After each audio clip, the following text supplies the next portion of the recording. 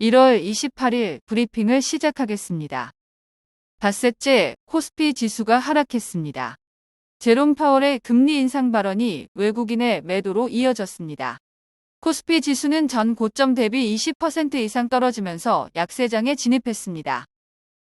미국 중앙은행 패드가 올해 최소 5번 이상 금리를 올리겠다고 하자 코스피는 17개월 만에 최대폭으로 떨어졌습니다. 2060선으로 떨어진 것은 14개월 만입니다. 가파른 금리 인상은 주식시장에는 악재입니다. 이경수 메리츠 증권 리서치 센터장은 심리적으로 여러 불안감이 존재하기 때문에 최대 2500선까지도 떨어질 가능성도 있다고 전했습니다. 베어마켓은 주가를 비롯한 자산 가격이 하락하고 있거나 하락할 것으로 예상되는 약세장을 말하는 뜻으로 하락장을 곰에 비유한 말입니다. 미국의 긴축예고에 외국인 자금이 이탈하고 달러가 강세를 보이면서 단기적으로는 1달러에 1250원까지 갈 수도 있다는 의견입니다.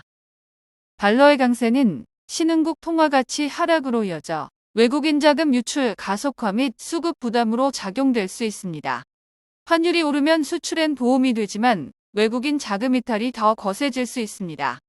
달러가 강세인 이유는 미국 금리 인상 예고와 그로 인해 한국 증시를 빠져나가는 자금, 그리고 우크라이나 전쟁 위기, 한국의 무역 수지 악화 전망 등을 꼽을 수 있습니다. 현재 코스피 하락으로 인해 투자자들의 심리가 얼어붙어 주식을 손절매해야 하는지, 버텨야 하는지 추가 매수해야 하는지 결정하기 어려운 상황에 놓여 있습니다. 박소연 신영증권 투자전략부장은 지금의 가격대는 후행퍼 기준으로 역사적 최저 수준이라며 국내 주식시장의 거품이 사라진 상태라고 전했습니다. 선행 주가수익 비율 그리고 후행 주가수익 등 각종 통계는 한국거래소 홈페이지 krx.co.kr에서 직접 찾아보실 수 있습니다. 러시아의 우크라이나 침공 계획이 알려지면서 세계의 긴장감이 돌고 있습니다. 이로 인해 유럽과 아프리카 지역에서 거래되는 원유 가격의 기준 유종인 브렌트유 가격이 7년 만에 배럴당 90달러를 돌파했다고 합니다. 러시아는 주요 산유국 중의 하나입니다. 만약 러시아가 우크라이나를 침공하면 러시아산 원유 공급이 급감할 것에 대한 우려가 반영된 가격이라고 합니다. 미국의 주요 은행들은 올해 안에 배럴당 100달러를 넘길 가능성도 있다고 보고 있습니다. 절대로 전쟁이 벌어지는 일은 없었으면 합니다. 보험사가 헬스케어 관련 기업과 잇따라 손을 잡고 있습니다. 삼성생명과 모바일 헬스케어 분야의 대표적인 혁신기업인 케어랩스와 손을 잡았다는 기사입니다. 병원 예약 서비스 1위 앱 굿닥은 이미 많은 사람들이 사용하고 있는 플랫폼입니다. 헬스케어에도 다양한 분야가 있습니다. 앞으로 헬스케어라는 분야는 무궁한 발전이 기대되는 분야입니다. 헬스케어 분야에 대한 지속적인 관심을 가져야 합니다. 다음은 코로나19 자가검사키트 사재기 현상에 대한 소식입니다. 일부 지역 약국에서는 자가검사키트가 품절이라고 합니다. 다음 달 3일부터는 PCR 검사를 밀접 접촉자나 고위험군으로 제한하고 일반인은 양성 결과가 나와야만 PCR 검사를 받을 수 있다고 합니다.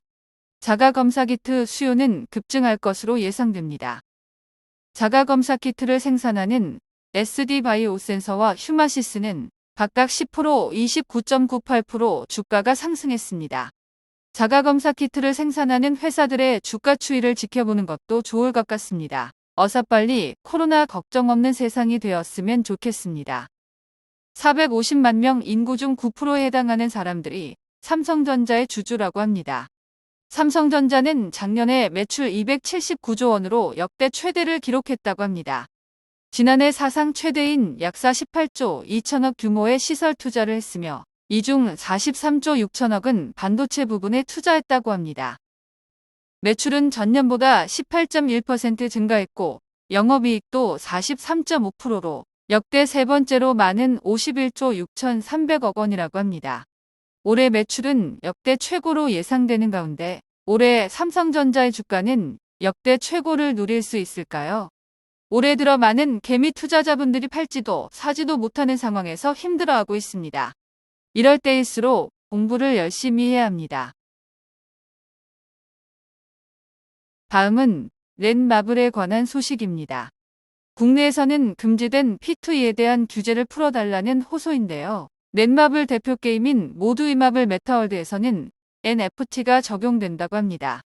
현실 공간을 게임에 재현해서 부지에 건물을 올리고 NFT화한 부동산을 사고 팔 수 있는 게임입니다. 넷마블은 게임 수익을 현금화할 수 있는 일명 플레이-투-원 P2E 게임으로 모두이마블 메타월드를 개발하고 있습니다. 국내에서는 P2E 운영이 막혀있기 때문에 NFT 게임만 출시하고 해외에서는 NFT와 P2E 방식이 모두 적용된다고 합니다. 앞으로 P2E 규제가 어떻게 될지 촉각을 세우고 지켜봐야겠습니다. 다음은 조금 생소한 해성옵틱스라는 회사에 대한 소식입니다. 놀랍게도 주식의 가격은 916원입니다. 작은 회사는 특히 철저한 조사와 공부를 통해 투자를 해야 합니다. 스마트폰에 들어가는 액추에이터라는 부품은 카메라에서 자동 초점과 손떨림 보정 기능을 합니다. 삼성 갤럭시 Z 폴드 3 및 플립 3 모델에는 전량 이 회사의 OIS가 들어갔다고 합니다.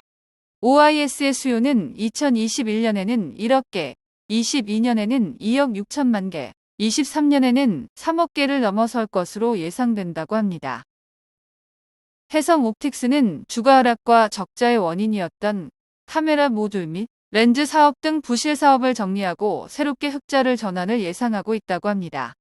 신문에 났다고 해서 모두 좋은 투자처라고 보기는 어렵습니다. 항상 스스로 공부하시고 좋은 회사에 투자하시기 바랍니다.